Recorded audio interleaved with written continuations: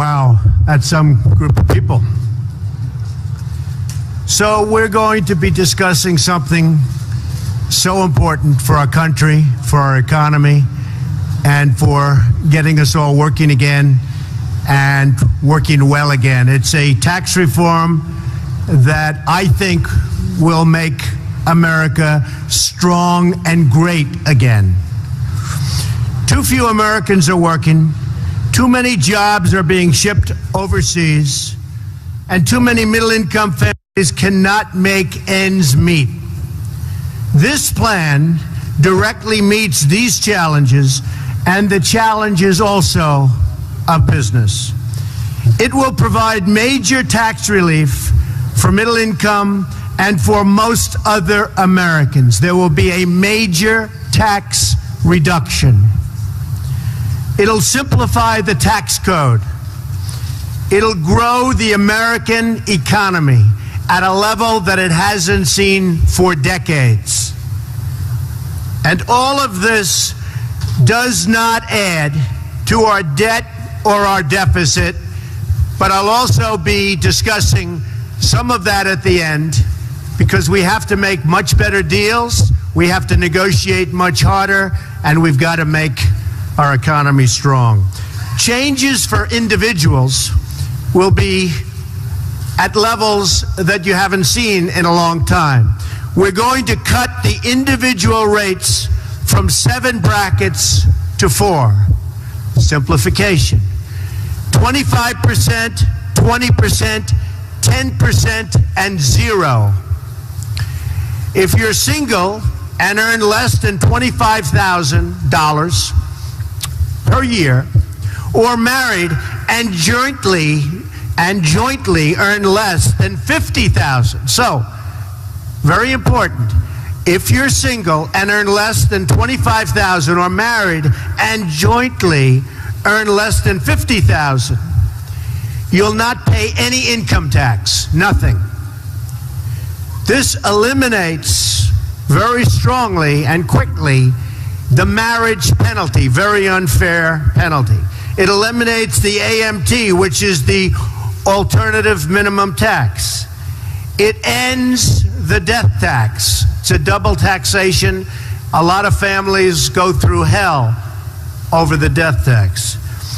It reduces or eliminates most of the deductions and loopholes available to special interests and to the very rich. In other words, it's going to cost me a fortune, which is actually true, while preserving charitable giving and mortgage interest deductions, very importantly.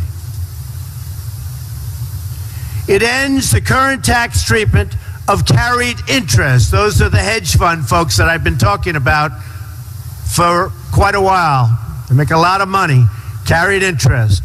So it ends the current tax treatment of carried interest for speculative partnerships that do not grow businesses or create jobs and are not risking their own capital. Changes for business, now, so important, because it's all about business, it's all about jobs. We have 93 million people in this country that are in serious trouble, that want to work, they can't work. So for business, no business of any size, from a Fortune 500 company to a mom and pop shop to a freelancer living from gig to gig, will pay more than 15% of their business income in taxes. Big reduction. A one-time deemed repatriation of corporate cash held overseas at significantly discount, which coming back at a significantly discount, 10%. So it comes back discounted at a 10% tax rate and ends the deferral of taxes on corporate income earned abroad. Now, it's called corporate inversion. It's a huge subject. I've been watching politicians now for years. All talk, no action politicians. I've been watching them for years talking about bringing this money back. The number is probably $2.5 trillion. Everybody agrees it should come back. Republicans, Democrats, everybody. They can't make a deal. They don't know how to go about making a deal. The reason companies aren't bringing it back is the tax is onerous. It doesn't make sense to bring it back. And in fact, many companies are leaving the United States. They're leaving our shores to go and collect their money. They're actually moving out of the United States for two reasons. The taxes are too high, and because they have tremendous amounts of money that they can't bring back into this country when everybody wants them to bring it back in. It's called leadership. We will have that money brought back in. As an example, I have millions of dollars overseas. I can't bring it back into this country. We file papers. We've been doing this for a year and a half. You can't get it back in. So the money stays in other countries, and that's what happens. Not good for us. The level of leadership that we need to get things like this done is so important. But this is something, and I've been watching it for a long time, everybody agrees to. We also reduce or eliminate some business loopholes, many of them actually, and deductions made unnecessary or redundant by the new lower tax rate on business income. The tax rate now is so low that a lot of these deductions, which are complicated, which don't make sense, and which are unfair, are gone. And we phase in a reasonable cap on the deductibility of the business interest expense. So we are going to give you, we have a very complex set of papers that actually, if you know business, is not so complex. And we're going to hand them out right now to the press. And I think you'll see, we have an amazing code. It will be simple, it will be easy, it will be fair, it's graduated. As you get up in income, you pay a little more.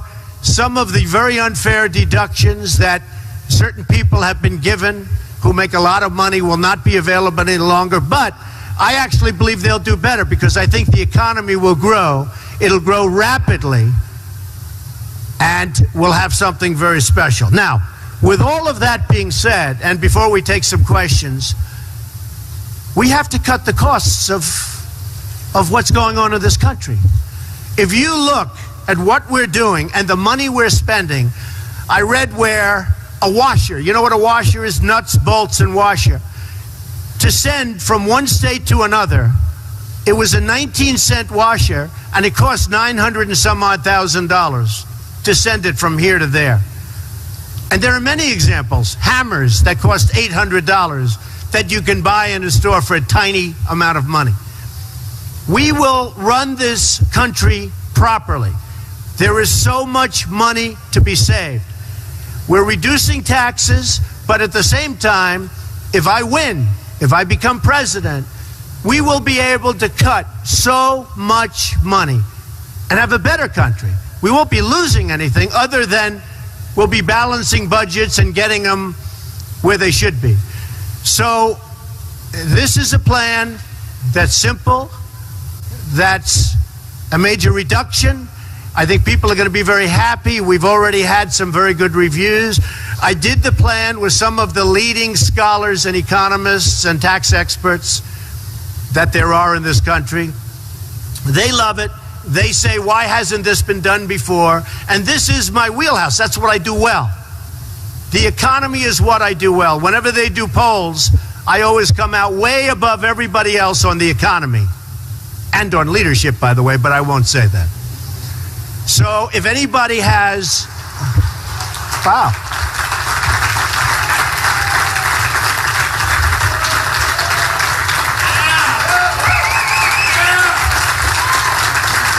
Thank you. That's amazing. That's some of the press was actually clapping. I never saw that. I don't think I've ever seen that before. All right, why don't we take some questions from the press? Yes, go ahead. No, I'm not going to do that yet. I have to get their approval. But we have some of the top people in the country worked on this. Well, we're looking at a 3%, but we think it can be 5, it could even be 6. We're going to have growth that will be tremendous. And by the way, if we have more than 3, these numbers are really spectacular. And one of the things that they don't take into account in any big league fashion is the cutting. There is so much waste in government that I believe when I get in there, I'll be able to cut, without losing anything, to cut tremendous amounts off of the, and we're not even showing anything for that. So they're very conservative numbers. Yes, Sarah.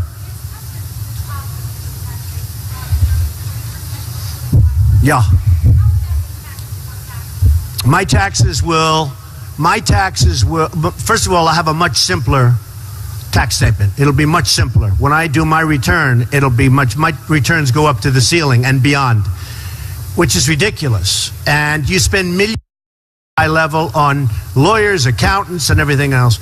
We want to simplify them to a tremendous level. The bracket of 25, the big difference is many of the loopholes and many of the deductions, which are old, have been there for years, are antiquated in many cases, or are put there because a lot of the people that get these deductions are contributed to Hillary, they're contributing to Bush, they're contributing to every candidate but Trump, because I'm not taking any money, I'm self-funding. And these people want these deductions. There will be people, we're reducing taxes, but believe me, there will be people in the very upper echelons that won't be thrilled with this. We're taking away deductions, and that's one of the reasons we're able to lower it. So, yeah, this is actually a tax reduction. A big tax reduction, including for the upper income. I believe that the economy will do so well that even though they won't be getting certain deductions, which aren't fair for them to be getting, that they'll end up doing better. Okay, yes, go ahead.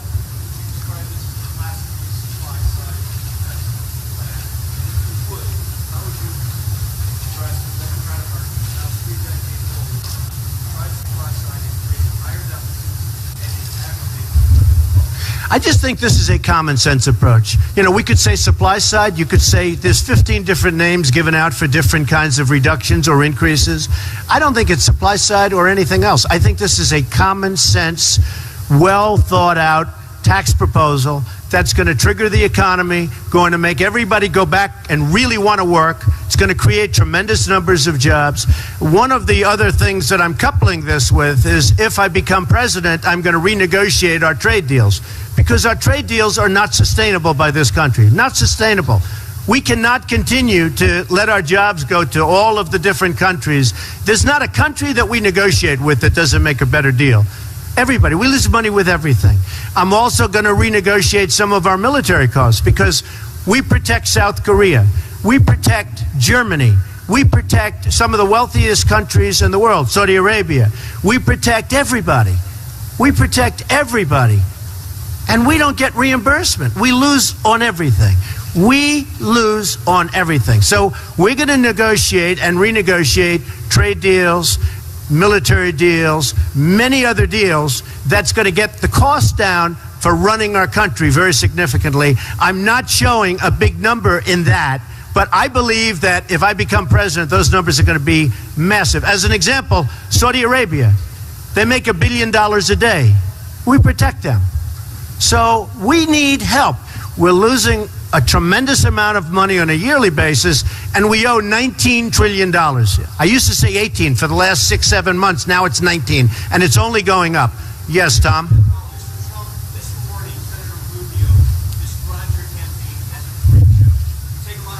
Well, now, Senator, look, Senator Rubio is a lightweight. We understand that. He wouldn't be able to do this. He wouldn't know a trade deal from any other deal. And what certain people are trying to do is they're trying to take, we just went up in the last poll, we went up 2 points in the last poll, and we continue to go up. In the NBC poll, I think we went from 26 to 29. We're going up very strongly in the polls. They don't know what to do about it. I built a great company. You'll see that in 60 Minutes last night. I built a great company. It's a phenomenal company with very little debt, tremendous cash flow. I'm funding my own campaign. Guys like Rubio, I mean, he desperately needs money. Ask the car dealer in Florida. Ask the people that support him. And a guy like Rubio and others, I don't want to single him out. You're singling him out. But they're largely controlled by their donors, the special interests, and frankly, more than anybody else, the lobbyists. I've turned down millions and millions of dollars from lobbyists and special interests because it's not the right thing. It's just not right. And that seems to be resonating very strongly. Yes. Thank you. Thank you.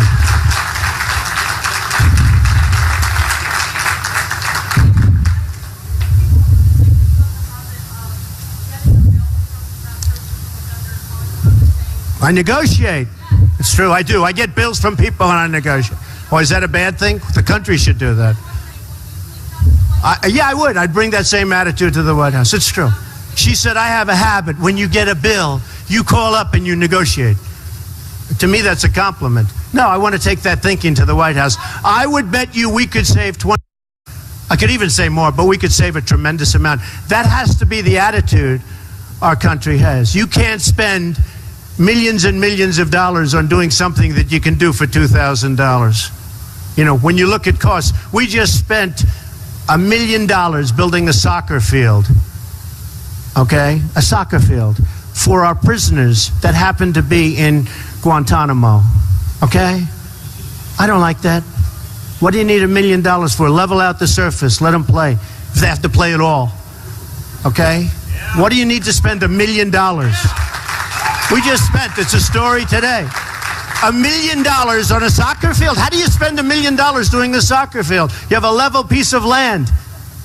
Throw them a ball, let them play soccer. If they have to play at all, why are they playing soccer is my question. Okay,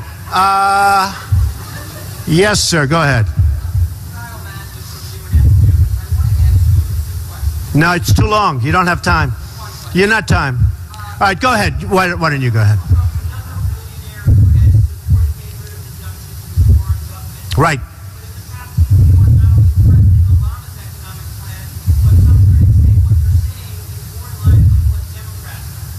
No, not at all. We're lowering taxes, which the Republicans love.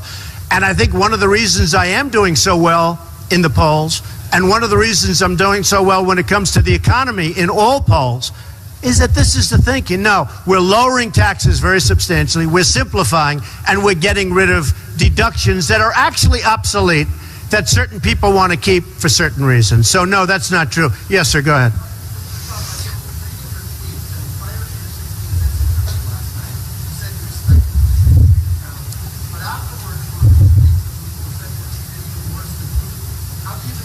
Well, Putin was interviewed and I was interviewed last night. I thought Charlie Rose did an excellent job, but I thought his was a softer interview. Scott Pelley interviewed me. I thought Scott was terrific. I mean, it was a tough interview, but I thought he was very fair. And I thought the piece was very good.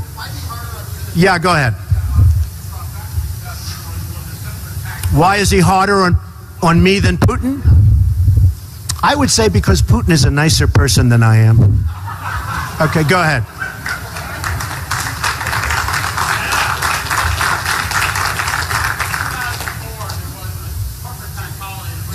Right, right.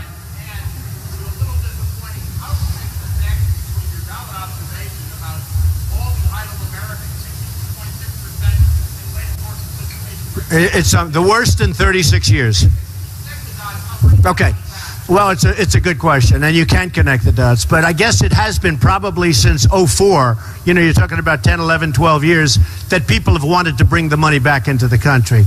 And again, it's called corporate inversion. And a lot of times the corporations are moving out and they're going to other countries, taking jobs. And now we have a really big problem because we have serious companies, very large, very prestigious companies, as you know. Obviously, you know something about business. But we have major companies looking to move out of the United States. You know, it used to be they'd move from New York to Florida, they'd move from New Jersey to Texas or whatever. Now they're talking about moving from the United States to Ireland and to England and to other places, to Spain, where they get treated differently and frankly better. And they're doing that for a number of the reasons, but one of the big reasons, as you know, is taxes. One of the other reasons is to get all of this cash that they've built up and they can't get back into our country. And when this money comes back into our country that everybody wants, it's going to be put to work in our country largely. It can go other places, but largely. And I think it'll be an amazing boon. Now, here's the other thing. They think it's $2.5 trillion. I think it's much more than that. I actually think it's going to be more money than that. And boy, if it is, we have hit pay dirt. Yeah, go ahead, real fast.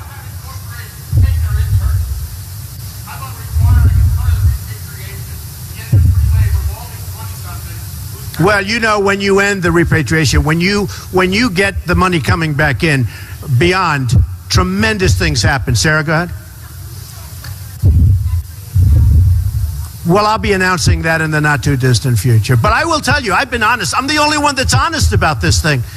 I watched Romney, and I watched, I pay so much tax, I pay so much tax. I watch all politicians, and they say, I fight like hell to pay as little as possible. Can I say that? I'm not a politician. I fight like hell, always. Can I say that? I'm not a politician. I fight like hell, always. Because it's an expense. And you know, I fight. I have the best lawyers and the best accountants, and I fight and I pay.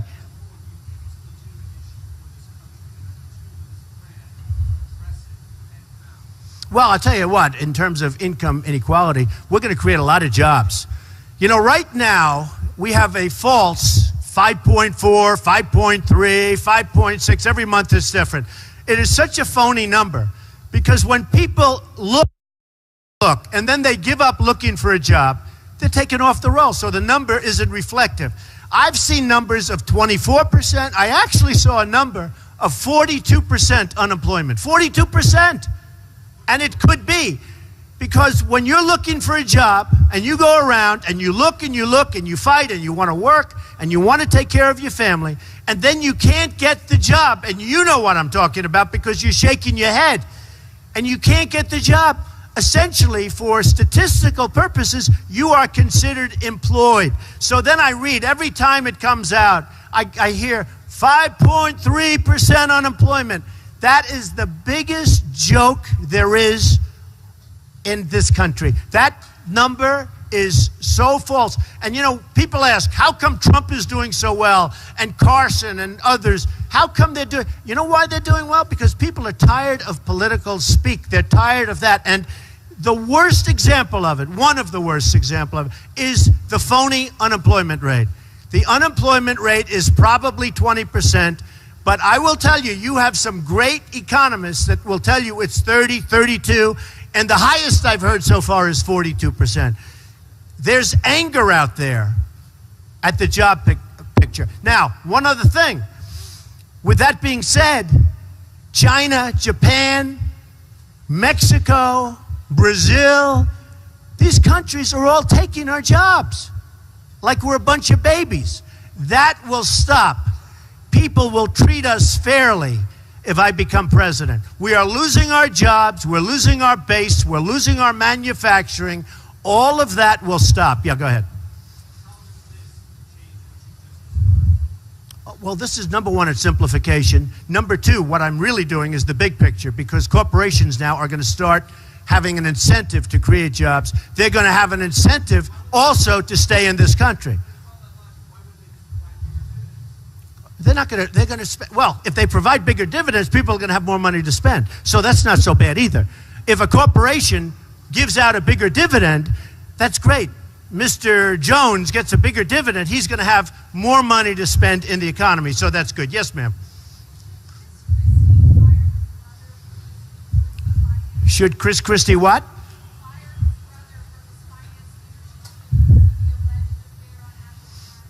I know nothing about that.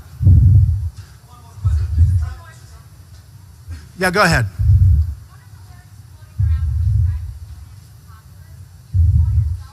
No, I'm not a populist. No, I'm not. I'm a man of great common sense. I'm a man that's built a tremendous company with the best locations in real estate, the best everything. You're here at one of them. I have many of these. A great job. I've employed tens of thousands of people.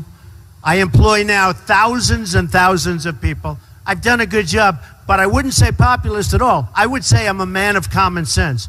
I'm cutting taxes. I'm going to create a lot of jobs. I'm going to get rid of a tremendous amount of waste. And I'll tell you what, the waste that I get rid of, is going to have a huge impact. And I'm not even putting that in my numbers. So I think it's going to be terrific. All right, how about one more question? Go ahead.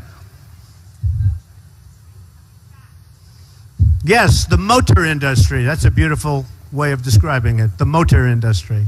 Where are you from? England. I love oh, what a beautiful accent.